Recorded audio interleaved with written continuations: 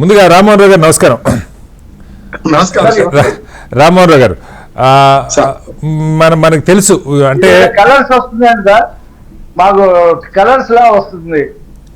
ఇవాళ మా స్టూడియోని బాగా అలంకరించుకున్నాం సార్. హెచ్ఎం టీవీ ఈరోజు వార్షికోత్సవ సందర్భంగా అలంకరించుకున్నాం. ఎవరు కనిపించకుండా కలర్. ఓకే ఓకే, అది వెరిఫై చేస్తారు రఫీ గారు. రామ్మోహన్ రావు గారు, ప్రధానంగా మేము గుర్తుండే దాదాపు సంవత్సరాల క్రితం ఈ హిండెన్బర్గ్ నివేదిక వచ్చింది. అంటే మా స్టాక్ మార్కెట్లో షేర్స్ని ఎక్కువ రేటు చూపించుకొని ఆ కారణంగా బ్యాంకుల నుంచి వేల కోట్ల రూపాయల రుణం పొందారు, దాని ద్వారా మదుపరులు నష్టపోతున్నారని ఇండియాలో ఒక పెద్ద ఎలిగేషన్, హిండెన్బర్గ్ నివేదిక. దాని మీద పెద్ద రభస జరిగింది. చివరికి సుప్రీంకోర్టు ఆదేశాల మేరకు సెబీ ఒక విచారణ చేసింది. పార్టీలు ప్రతిపక్షాలు ఎంత డిమాండ్ చేసినా ప్రభుత్వం దానికి అంగీకరించలా. సుప్రీంకోర్టు ఆదేశించిన మీదట విచారణ జరిగింది. ఆ విచారణ కూడా ఆయన ఎలాంటి తప్పు చేయలేదని సెబీ ఒక నివేదిక ఇచ్చింది. అయితే విద్యుత్ కొనుగోలు ఒప్పందాలు అటు ఆంధ్రప్రదేశ్తో పాటు తమిళనాడు, ఒరిస్సా, ఛత్తీస్గఢ్, జమ్మూ కాశ్మీర్ ఈ 5 రాష్ట్రాల్లో ముడుపులు చెల్లించారు అదాని అని మన దగ్గర బయటపడలా. అమెరికాలో ఆయన అక్కడ పెట్టుబడిదారులకి ఎఫ్సిపిఐ చట్టానికి కట్టుబడి ఉంటారని నమ్మించి అక్కడ పెట్టుబడులు అలాగే స్టాక్ మార్కెట్లో స్టాక్స్ అమ్ముకొని ఇక్కడ లంచాలు ఇచ్చారని జో బైడెన్ అధ్యక్షుడిగా ఉన్నప్పుడు ఒక విచారణ మొదలైంది. ఆ విచారణ కూడా ఇవాళ ట్రంప్ గారు దాన్ని ఆపేస్తున్నటువంటి పరిస్థితి, అసలు ఎఫ్సిపిఐ చట్టాన్నే అమలుని నిలిపేస్తున్నటువంటి పరిస్థితి. కారణాలు ఏమై ఉండొచ్చు. అలాగే అక్కడ అమెరికన్ కాంగ్రెస్లో ఒక 5గురు పొరపాటును కూడా మీరు అమెరికాలో ఆ అదాని మీద చర్యలు తీసుకుంటే భారత్తో మన సంబంధాలు చెడిపోతాయని అధికారికంగా 5గురు అమెరికన్ కాంగ్రెస్ సభ్యులు అక్కడ చట్టసభలకు వాళ్ళు ఒక నివేదిక ఇచ్చినటువంటి పరిస్థితి. మీరు ఎలాంటి చర్యలు తీసుకోవద్దు, భారత్తో మనకి వాణిజ్యం, ఆర్థిక అనేక బంధాలు ఉన్నాయని చెప్పి.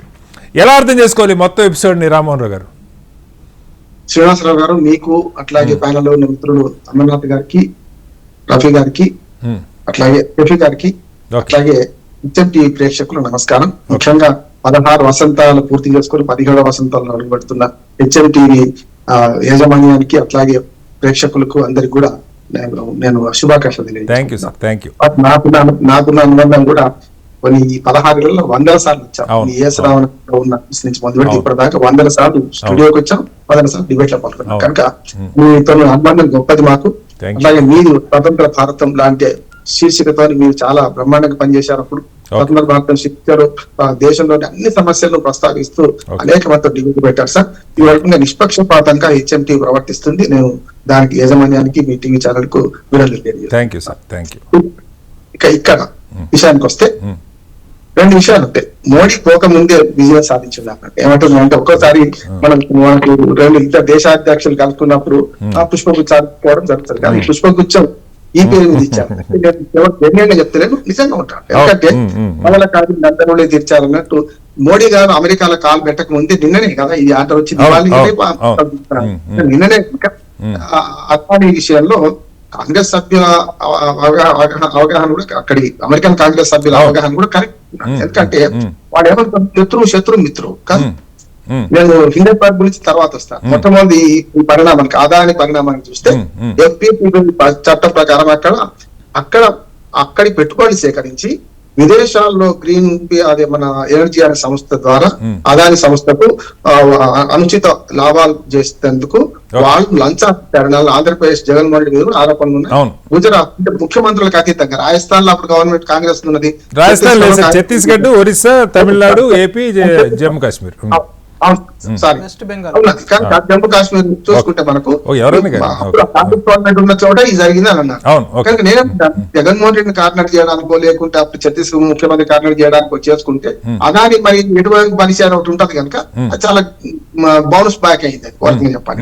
కానీ దేశంలో సంచలనం పుట్టించిన ఈ కేసు ఏదైతుందో ఇది ఒక ముగింపుకు వచ్చిందని నేను అనుకుంటున్నాను. ఎందుకంటే ఇప్పుడు గతంలో జో బైడెన్ హయాంలో జరిగిన దాన్ని కొంత ముఖ్యంగా శత్రు మిత్రుడు అన్నట్టు అమెరికాకు మనం కావాల్సిన వాళ్ళము చైనాతో శత్రుత్వం ఉంది.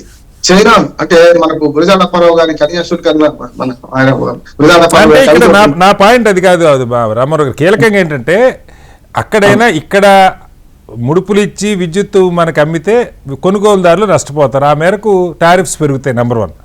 అమెరికాలో జరిగింది ఏంటంటే ఈ చట్టాలకు లోబడి నేను విదేశాల్లో ఆర్డర్ల కోసం బిజినెస్ కోసం ఎవరికి లంచాలు ఇవ్వనని ఆ ఎఫ్సిపి యాక్ట్ చెప్పేది.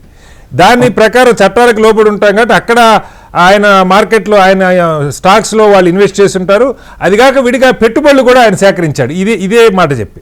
సో అక్కడ మదుపర్లని అక్కడ పెట్టుబడిదారులు మోసం చేసినట్టు ఇక్కడ అది నిజమైతే, అది నిజమా కాదో నాకు తెలియదు, ఆ విచారణ జరగాలి. అయితే ఇక్కడ కొనుగోలుదారుల్ని మోసం చేసినట్టు, ప్రజల్ని మోసం చేసినట్టు కాదా? అంటే అదే సార్, ఇప్పుడు ఏమంటే అసలు ఆ చట్టం ఇది ఎందుకు వచ్చింది? అమెరికా పౌరుల దగ్గర నుంచి, లేకపోతే అమెరికాలో ఎమ్మెల్యేలు కావచ్చు, ఇక్కడ వాళ్ళు కావచ్చు, పౌరుల నుంచి నిధులు సేకరించిండ్రు. అమెరికాలో ఇప్పుడు వాటర్గేట్ కుంభకం ఎంత చిన్న సార్, చాలా చిన్నది కదా. అటువంటి ఇక్కడ పదవే కోల్పోయారు. అమెరికాలో ఉన్న చట్టాల ప్రకారం అవినీతిని ఇంకోటి సెక్స్ స్కాండల్స్ కరెక్ట్. మన దేశంలో అలాగా ఇంత విచ్చలు పెడతాను ఉండదు. కానీ ఈ విషయానికి వస్తే టెక్నికల్ గా ఏమైతుందంటే అక్కడనేమో అక్కడ నిధులు ఖర్చు చేసింది ఇక్కడ, లంచాలు ఇచ్చింది ఇక్కడ కదా దేశంలో. అంటే ఇప్పుడు మనకు కాజ్ ఆఫ్ యాక్షన్ అంటాం కదా, ఎక్కడ జరిగింది? ఏమన్నా చర్య తీసుకుంటే ఈ ఇండియన్ గవర్నమెంట్ వీళ్ళ మీద చర్య తీసుకోవాలి. ఎవరి అదాని మీద ఎట్లా తీసుకోవాలి? ఇప్పుడు అదాని మీద చర్య తీసుకునే దమ్ము ధైర్యం అయితే మనకు తప్పు జరిగినా ఉప్పు జరిగినా ఈ ప్రభుత్వానికి ఉండదు. కానీ అక్కడి నుంచి వచ్చిన దాన్ని బట్టి అనవసరంగా రాజకీయ కోణంలో బాగా విమర్శించుకున్నాం ఇక్కడ. కానీ అక్కడ జరిగింది ఏంటంటే నిజమే, కానీ ఇట్లా చేసుకుంటూ పోతే విదేశీ సంబంధాలు దెబ్బతింటే విదేశాలు ఎవరు పెట్టుబడి పెట్టడానికి సాహసించరు. అదాన్ని దూరం చేసుకుంటే మంచిది కాదని కాంగ్రెస్ సభ్యులు 5 కోరిండ్రు. నెంబర్ 1, జో బైడెన్ నిర్ణయాలన్నింటినీ వెనక్కి తీసుకుంటుండే. ఒకటి కాదు కదా, దాదాపు 340 ఎగ్జిక్యూటివ్ ఆర్డర్స్ లో జో బైడెన్ విడుదల చేసిన దాన్ని అన్ని వెనక్కి తీసుకుంటున్నాడు. ఆఖరికి ట్రంప్ వైట్ హౌస్ మీద దాడి చేసిన దాన్ని కూడా ఇటువైపు వెనక తీసుకున్నాడు. చూసాం కదా. విదేశీ మా సంబంధాలు బాగుండాలనుకున్నారు, అదొకటి. ఇంకోటి హిండెన్బర్గ్ మీద కూడా పెద్దగా అంటే భారత్ అమెరికా సంబంధాలు అదాని వ్యాపారానికి సంబంధించిన దాంతో లింక్ ఉన్నాయని అనుకోవాలా సార్? అంటే ఇప్పుడు మన వాణిజ్యం అంటే అదానికి ఫేవర్ చేస్తే భారత్ తో సంబంధాలు బాగుంటాయి, లేకపోతే భారత్ తో సంబంధాలు బాగుండవు అమెరికన్ కాంగ్రెస్ భావించింది అనుకోవాలా? ఖచ్చితంగా.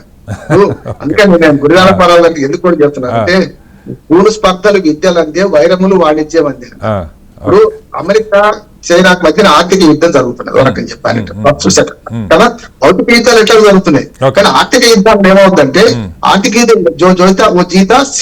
జో సికిందర్ అంటాం, కనుక జో జీతా ఓ సికిందర్ అంటాం. కనుక ఈ ఆర్థిక యుద్ధాన్ని గెలవాలంటే భారత్ సహకారం ఖచ్చితంగా అమెరికాకు ఉంది. జో బైడెన్ కూడా అలాంటి ఏం తప్పేం చేయలే. కానీ ఇప్పుడు వచ్చిన ట్రంప్, అటు ట్రంప్ గానీ ఇటు మోడీ గారు కానీ పాత స్నేహితుడు. నెంబర్ 1. ఒకటి 4 ఏళ్ళు ఆయన గతంలో కలిసి పనిచేసినట్టే లెక్క. ఇద్దరు దేశ ఆయన ఇప్పుడు మనం 4 ఏళ్ళు కలిసి పనిచేస్తాం. గణరాజ్యం మన విలువల్ని కానీ అగ్రరాజ్యం యొక్క ప్రభావాన్ని ప్రపంచ వ్యాప్తంగా తగ్గించలేము మనం. కానీ ఇప్పుడు ఏమంటే వాళ్ళకి మన అవసరం ఉంది, మనకు వాళ్ళ అవసరం ఉంది. ఒక మాట చెప్పి ముగిస్తాను. హిండెన్బర్గ్ విషయంలో చాలా